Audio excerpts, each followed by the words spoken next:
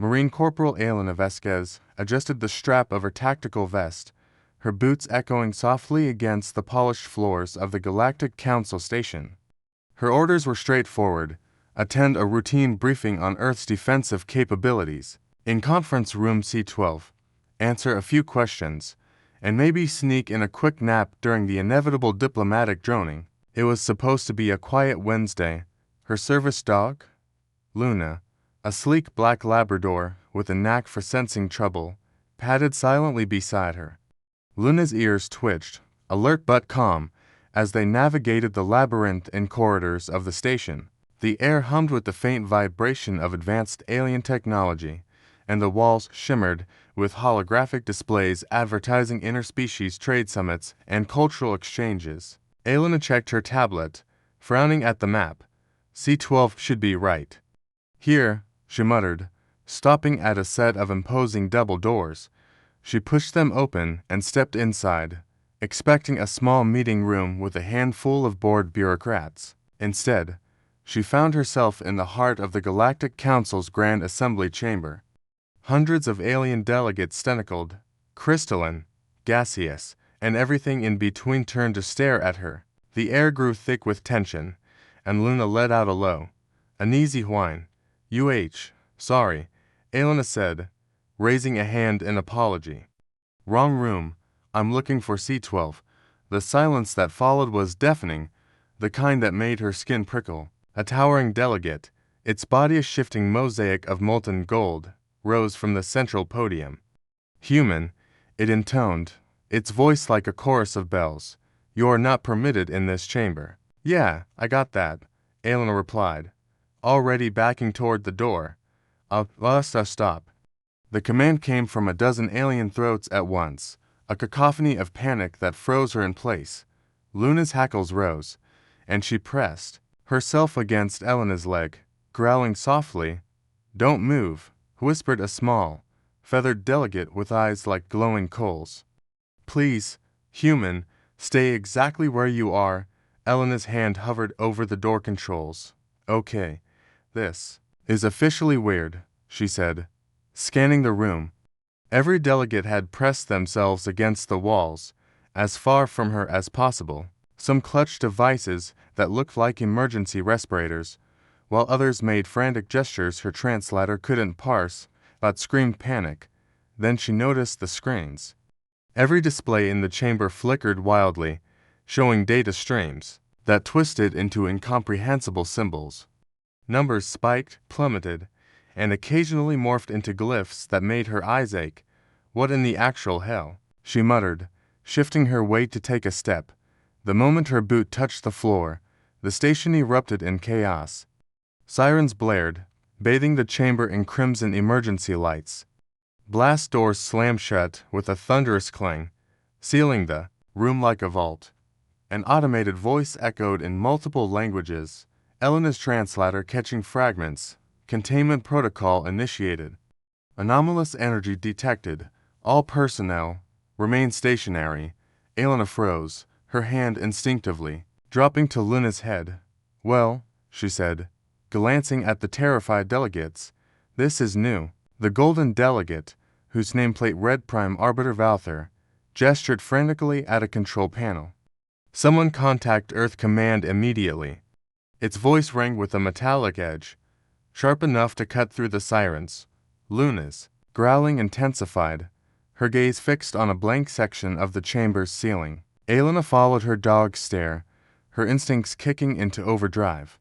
Years in the Paranormal Containment Division had taught her to trust Luna's senses over any tech, no matter how advanced. What's got you spooked, girl? She whispered.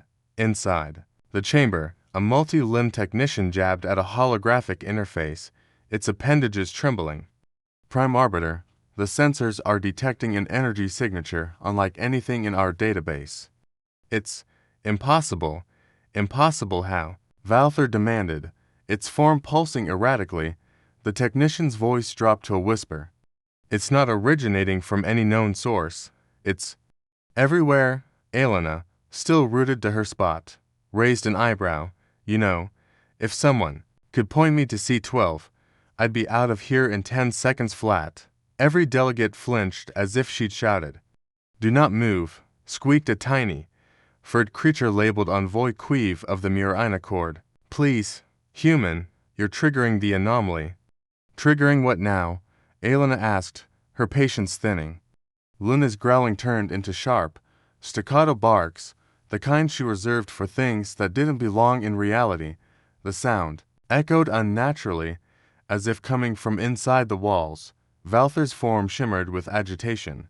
What is that noise? That's Luna, Elena said, keeping her tone light despite the growing unease. She's my service dog, trained for specialized situations. Specialized, rumbled a massive delegate resembling a cross between a bear and a boulder, its nameplate reading Grand Marshal Torgith. What kind of situations? Elena hesitated. Mentioning the Paranormal Containment Division to a room full of galactic diplomats probably wasn't in her orders. She helps with work stuff, she said vaguely. The chamber erupted in chaos.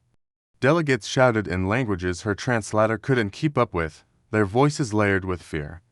Bioweapon, one screamed. Containment breach in Sector 9, another yelled. Grand Marshal Torgith slammed a fist the size of a small car onto his desk. Silence. The room quieted, but the tension remained. A junior officer, all tentacles and nervous energy, spoke up. Sir, our sensors detect to anomalous signatures. One is stationary here, with the human. The other is mobile, exhibiting predatory behavior. Luna's barking grew more urgent, her eyes locked on the ceiling vents. Elena felt a familiar chill down her spine, the kind that meant her day was about to get significantly more complicated. Okay, she said, addressing the room. Someone needs to tell me what's going on before Luna decides to handle this herself. Every communication panel in the chamber lit up simultaneously, displaying an urgent transmission request. The caller ID read Earth Command, Priority Omega. Torgith's eyes, 6 of them widened. Answer it, he ordered. The main display flickered, revealing a stern-faced woman in Earth military fatigues, her command center buzzing with activity behind her. Grand Marshal Torgith, she said without preamble, please tell me you haven't tried to move our operative, your operative. Torgith's voice rumbled with suspicion. This Human Corporal Vasquez is in our assembly chamber, uninvited. The woman's eyes flicked to Elena, who offered a sheepish wave. Yeah, that's her, the woman said, rubbing her temples. Medium height, dark hair, probably looking like she'd rather be anywhere else. What did you tell her she was? Here for a routine security consultation. Envoy Queeve squeaked. The woman's face paled. Oh, that's bad, really bad. Why?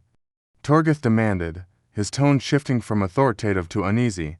The woman leaned forward, her voice tight. Corporal Vasquez isn't regular military. She's with the Paranormal Containment Division, and if she's there, it's because our sensors picked up supernatural activity on your station 5 days ago. The chamber fell silent, the siren's wail the only sound. Supernatural activity, Valther whispered, its form flickering, like a dying star. Things that shouldn't exist, but do.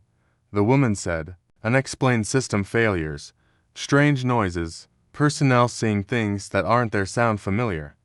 Torgith's massive form slumped slightly. The power fluctuations in Sector 9, the night shift reports of whispers in the maintenance tunnels. Elena's hand tightened on Luna's leash. That explains why Luna's losing her mind, she said, her tone deceptively casual. Anything else I should know? Before anyone could respond, Luna's barking stopped. The silence was worse. Then, from the ceiling vents, came a sound, a low, guttural laugh that seemed to crawl into the minds of everyone present. The lights flickered, then died. In the darkness, the laugh grew louder, joined by a chorus of whispers that spoke no recognizable language. When the emergency lights kicked in, Elena was already moving. She pulled a small device from her vest, its screen glowing with readouts that pulsed in time with the sirens. Class 5 manifestation, she said, studying the data. Maybe higher, Been feeding on this place for weeks. Feeding. Envoy Queeve squeaked, clutching her respirator. On your emotions. Elena sobbed, her eyes scanning the ceiling. Fear. Anger. Diplomatic stress. It's like a buffet for these things. The laughter from the vents grew sharper, more distinct, as if multiple voices were harmonizing in mockery. Elena pulled another device from her vest, a modified flashlight that hummed with unnatural energy. Luna, you tracking it? She asked. Luna barked once, her gaze fixed on a vent near the central podium.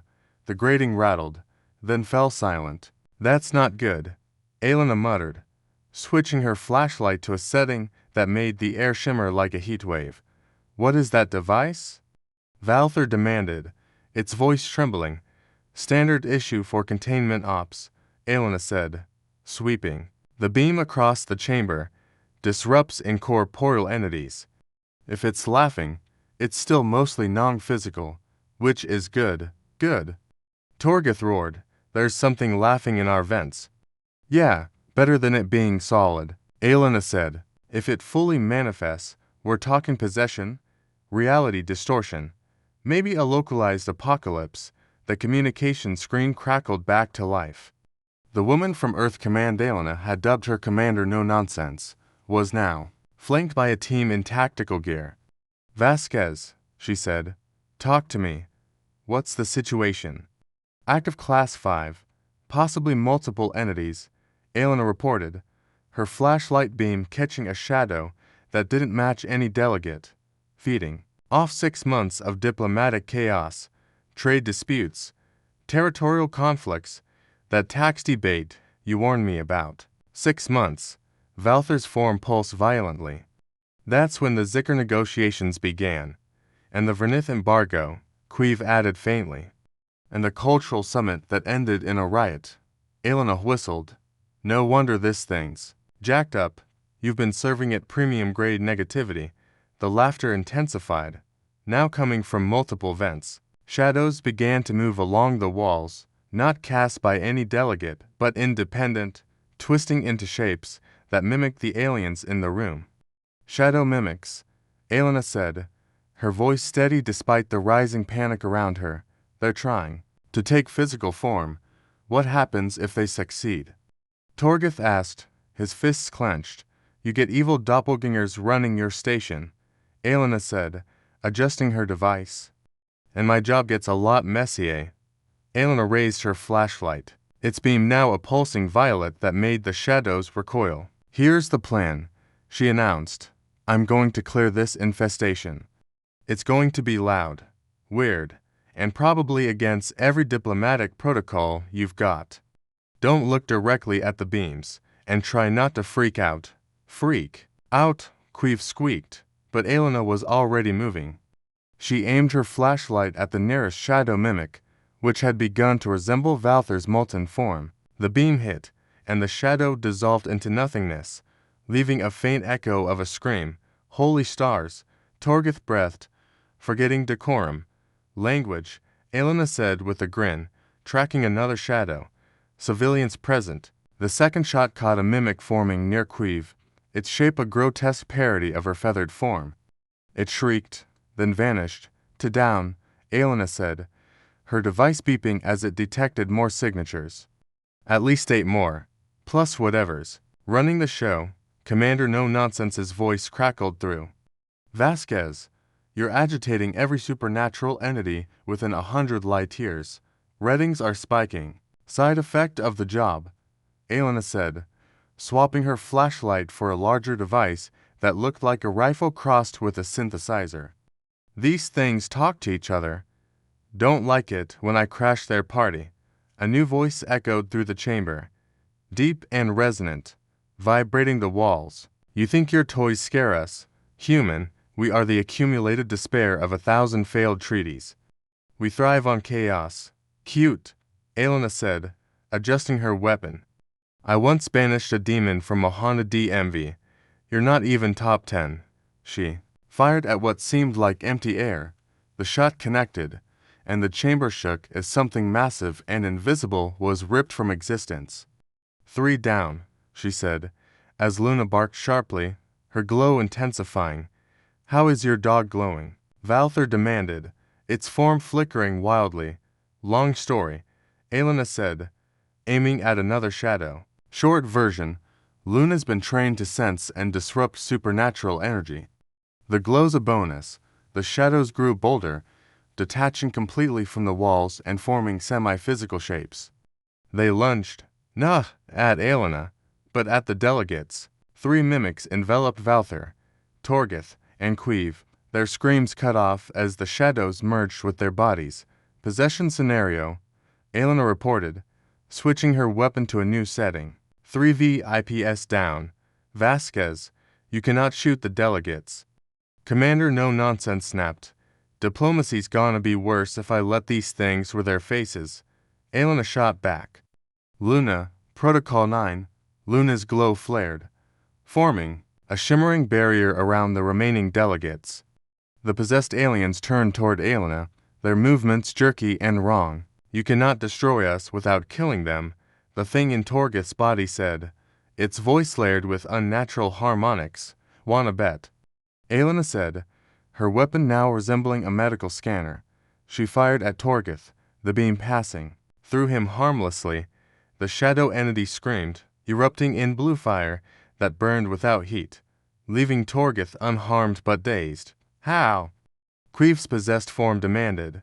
"Frequency targeting," Elena said, taking aim at Valther. "Every entity has a unique signature. I just burn it out." She fired again, and Valther collapsed, free of the shadow. Queef's mimic, now alone, backed away, but Elena shot at mid-retreat. The chamber fell silent, save for the soft hum of her weapon powering down. Luna's glow faded, and she trotted over to check on the delegates, her tail wagging as if she hadn't just helped banish a horde of supernatural entities. "Status report," Commander No Nonsense said. "All entities neutralized," Elena replied, scanning the chamber. "VIPS recovered. No lasting effects. Stations clean for now." "And the diplomatic fallout?" Torgith asked, struggling to his feet. Elena glanced at the stunned delegates. "You might want to update Earth's threat assessment. And maybe disclose your own weird stuff next time." Valther, still flickering, spoke up. "Corporal Vasquez, what was your original assignment?" Elena checked her tablet. "Briefing on human-animal training programs for your xenobiology team." Luna was the star of the show. Every delegate stared at Luna, who sat innocently, tail thumping. That, Queeve said faintly, would have been a very different meeting. As Elena and Luna left, the Galactic Council convened an emergency session. The agenda: mandatory disclosure of all member species' anomalous capabilities. The vote was unanimous, but the real challenge lay ahead, figuring out how to deal with a species that considered supernatural containment routine. 3 hours later, Elena sat in a debriefing room that felt more like an interrogation chamber. Torgith, Valther, and a new official, a spidery creature labeled Director of Cosmic Security, grilled her on Earth's capabilities. "Your paranormal containment division," Torgith said. "How many such departments exist?" Elena pulled up a chaotic organizational chart on her tablet.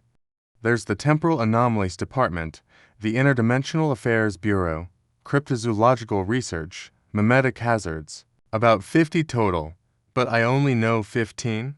50. Valther's form nearly shattered. "Most are boring," Elena said. "Paperwork, inspections, the occasional Bigfoot mediation. Supernatural stuff's just a Tuesday." The room fell silent. Luna, sensing the tension, looked up at the ceiling vents and growled softly. "Relax," Elena said. "That's just your AI snooping." "Luna can smell it. Your dog can smell AI," the director asked, horrified. "She's special," Elena said, patting Luna. "Now, about that briefing." As she left, the Council's insurance provider received a flood of claims for psychological trauma. Earth's diplomatic calendar stayed quiet, but the galaxy had learned one thing: never underestimate a human with a dog and a weird flashlight.